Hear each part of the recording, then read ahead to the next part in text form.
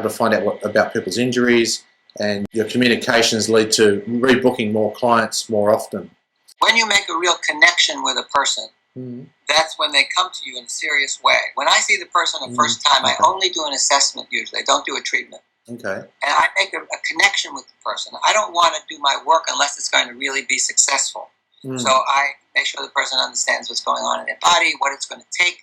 It's going to probably take coming a couple of times a week for a few months, and then once a week, and then maybe an ongoing relationship for years to keep them under maintenance. So being able to communicate well is incredibly important to having a successful practice. And I had a school for about 30 years or so, and our students were more successful than most of the other students who went to other schools in our region. And the reason I think that's true is that our students spent 150 hours learning how to communicate. And so create a relationship that's meaningful for the client, and they have a client, for life when they need you. They don't have to do all the time if they don't need you, but they know you're there, and they have a deep connection with you. Okay, so it's what we'd see most often is that people think they're already great communicators. Are all these people really great communicators?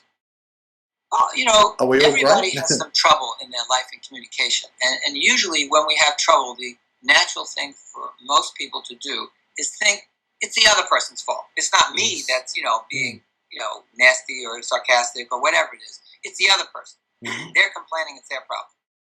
It takes two people to make a conversation work, and two people to make a conversation not work. So if one of the people changes, for example, let's say somebody says something a little nasty to you, you have the impulse usually to get defensive or to attack back. How could you talk to me like that? When someone's attacking you, they're actually having some trouble communicating what's deeply felt or what's upsetting them. So if you don't take it personally and you're very skilled, you could just repeat back what they said, do what we call empathize or mirror, and say, and it sounds like something's upsetting you. Are you upset with me? So you move into a different place. You don't just get into an altercation. Now, some people do okay with their clients, but not okay with their family. And some people do okay with their family and not so good with their friends. Everybody's a little different. Usually your family is the most difficult. But it really spills over to everything we do. And the people who are really successful in this work are usually naturally good communicators. Those kinds of therapists that they seem to have a lot of clients for some reason. They don't have to be necessarily extraordinary therapists, but they're always booked because people connect with them.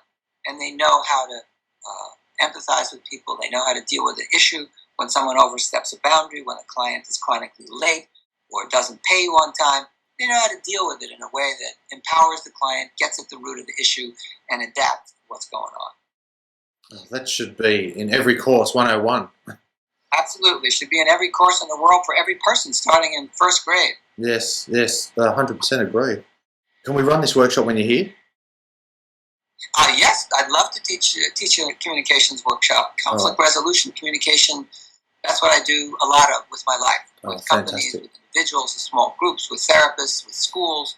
It's very exciting work that enhances everybody's work and life, and I'd be delighted to teach a course in it. Oh, that's a done deal.